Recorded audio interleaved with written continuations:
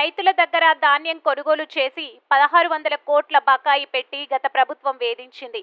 చంద్రబాబు వెంటనే 1000 కోట్లు విడుదల చేసి రైతులను ఆదుకున్నారు. మిగతా బకాయిలు కూడా తొందరలోనే తీర్చేస్తాం. ప్రజల ఆస్తులకు భద్రత లేకుండా గత ప్రభుత్వం తెచ్చిన ల్యాండ్ టైటిలింగ్ యాక్ట్ రద్దు చేస్తూ ఏపీ కేబినెట్ నిర్ణయం 40 లక్షల మంది భవన నిర్మాణ కార్మికుల పొట్టకొట్టి నిర్మాణ రంగాన్ని కుదేలు చేసిన గత ప్రభుత్వ ఇసుక విధానాన్ని, ప్రైవేట్ కంపెనీలకు లబ్ధి చేకూర్చడానికి చేసుకున్న ఒప్పందాలని రద్దు చేసిన ఏపీ కేబినెట్ అందరూ కూడా చాలా మంది బహిరంగంగా, అదేవిధంగా పత్రికలు కానివ్వండి, మీడియా కానివ్వండి, అందరూ కూడా పలు సందేహాలను వ్యక్తపరిచారు.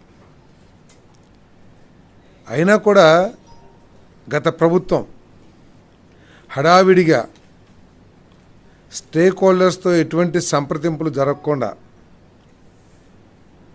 దాంట్లో వచ్చే లాభ నష్టాలు ఏమిటి, లేకపోతే ప్రజలకి జరిగే నష్టం ఏమిటి అనేది ఆలోచించుకోకుండా ఒక భయంకరమైన చట్టాన్ని, భయంకరం ఎందుకంటున్నానంటే ఈ చట్టం ఉన్నన్ని అమల్లో ఉన్నన్ని రోజులు కూడా ప్రత్యేకంగా సన్న చిన్నకారు రైతులు కానివ్వండి, లేకపోతే చిన్న చిన్న భూ యజమానులు కానివ్వండి, తీవ్రమైన ఆందోళనకి గురయ్యి నిద్రలేని రోజులు కూడా గడిపారని చెప్పేసి మనం చేస్తా ఉన్నాను.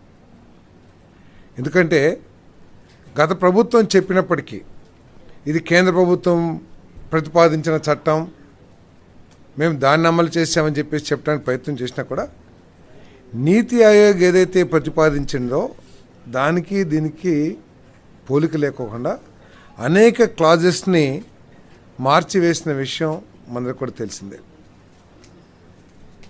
నీతి ఆయోగ్ ప్రతిపాదించిన దాని ప్రకారం ఒక గవర్నమెంట్ ఆఫీసర్ టీఆర్ఓ అంటే ట్రాన్స్ఫర్ రిజిస్ట్రేషన్ ఆఫీసర్గా, టైటిల్ రిజిస్ట్రేషన్ ఆఫీసర్గా వ్యవహరించడం జరుగుతుంది.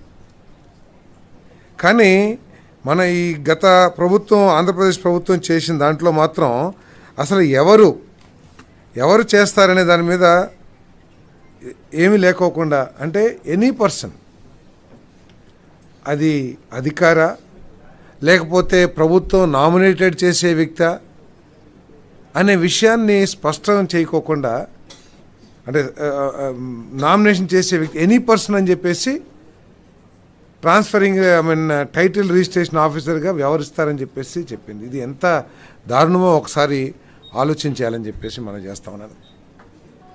అంతేకాకుండా ఈ టైటిలింగ్ రిజిస్ట్రేషన్ ఆఫీసర్కి అపరిమితమైన అధికారాలు ఇచ్చి ఏది చేయాలన్నా కూడా ఆయనే చేయాలి, ఆయనే ఫైనల్. ఆయన చేసిన తర్వాత ఎటువంటి విభేదాలు ఏదన్నా ఉన్నట్లయితే లోవర్ కోర్ట్స్కి ఎటువంటి అధికారాలు లేకోకుండా చేసేసింది గత ప్రభుత్వం. అంటే చిన్న రైతు, ఒక కొంట ఉన్న రైతు ఉన్నాడు అనుకోండి, హైకోర్టుకి వెళ్ళగలడా? హైకోర్టులో ఈరోజు ఏ విధంగా ఖర్చులతో కూడుకున్న విషయం మనందరికీ తెలుసు.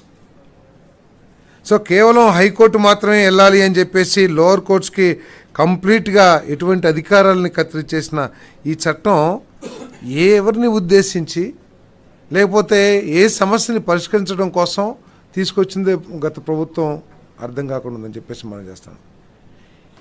గత ప్రభుత్వం చేసిన ఈ ఏపీ ల్యాండ్ టైటిలింగ్ యాక్ట్ ఏదైతే ఉందో 2022, అది వివాదాలను పెంచే విధంగా ఉంది తప్పితే ప్రజలకి భరోసా కలిగించే విధంగా కానివ్వండి, ప్రజలకి ఇంకా మెరుగైన రిజిస్ట్రేషన్ టైటిలింగ్ విధానాన్ని తీసుకొచ్చినట్టు కానీ ఎక్కడ లేదని చెప్పేసి మనం చేస్తామండి. ఏదైతే చట్టం తీసుకొచ్చిందో గత ప్రభుత్వం, అది రెవెన్యూ వ్యవస్థల్ని,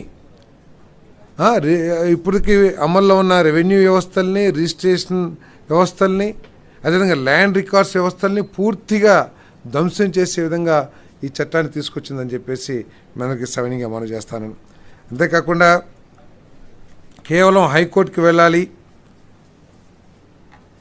అసలు ఎటువంటి ఉద్దేశాలతో తీసుకొచ్చిందో కూడా అర్థం కాకుండా ఈ చట్టాన్ని గత ప్రభుత్వం తీసుకొచ్చిందని చెప్పేసి మనం చేస్తూ, మరి అంతేకాకుండా గత ప్రభుత్వ వ్యవహార తీరు చూసి మా ఆస్తులు కూడా తాకట్టు పెట్టుకుంటారేమో. ఎందుకంటే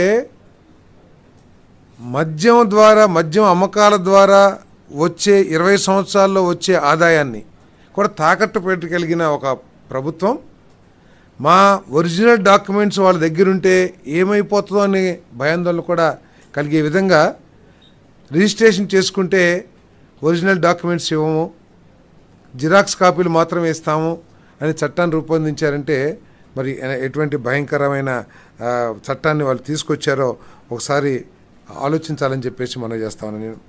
మరి దాని మూలంగా ఈరోజు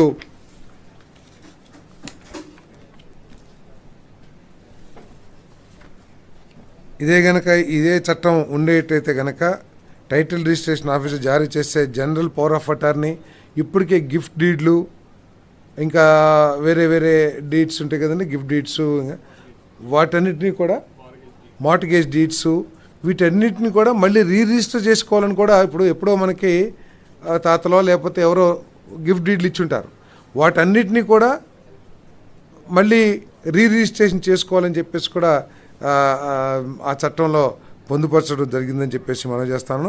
మరి ఆ చట్టం మూలంగా ప్రజల ఆస్తులకి రక్షణ లేదని చెప్పేసి భావించి మరి ఎవరైనా సరే చిన్న కంప్లైంట్ ఇస్తే, ఎందుకంటే టైటిలింగ్ రిజిస్టర్ ఆఫీసర్గా ఒక ప్రభుత్వ అధికారి, ఉన్నతాధికారి పనిచేస్తాడని చెప్పని చట్టం రేపు ప్రభుత్వం నామినేటెడ్ విధానం ద్వారా ఇస్తే అదే ఎవరొకళ్ళు ఉద్దేశపూర్వకంగా ఇబ్బంది